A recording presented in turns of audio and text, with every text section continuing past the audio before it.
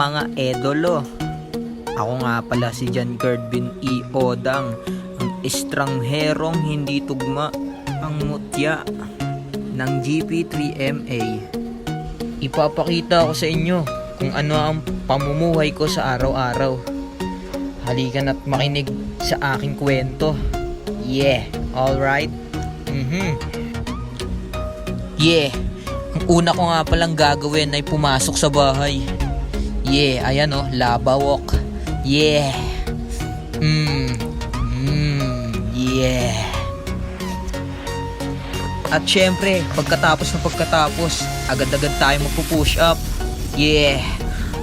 1, 2, 3, alright. 4, 5, yeah. 6, 7, 8. Yeah, ayan, tinamad na ako mag-push up. At pagkatapos, ay agad-agad akong nagtiklop ng aking damit. Syempre, eme lang. Sarili ko lang nilaloko ko eh. Kinuha ko yan sa damitan ko at inayos ko ulit. Alright? Yung edukasyon ng sagot sa kahirapan. Bakit bawal umihi rito? Ay! Transition! Damn! Alden Richards lang ang datingan, yeah. Nagpa-cute pa talaga siya. What a cute baby, di ba? Kinda cute. So adorable. Apa. Syempre, pagkatapos natin magpa-cute, hindi mawawala ang ating pag-aaral ng mabuti. Yeah. Mag-aaral tayo ng mabuti para sa kinabukasan. Para hindi tayo mamumulot ng tae at ipapahid natin sa pinto-pinto kung saan-saan. Yeah. Alright? Yeah. That's what I say. Yeah. Makakatulong tong mga sinasabi ko. Yeah.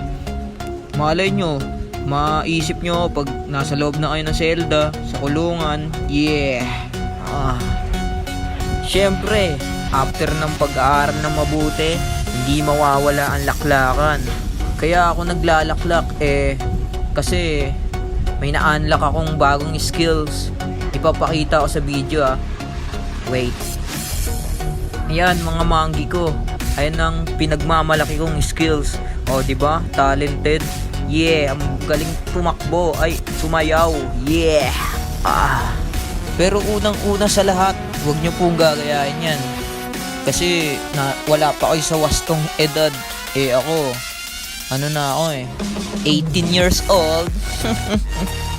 Isang malupet na Pinoy at 2 Pinay.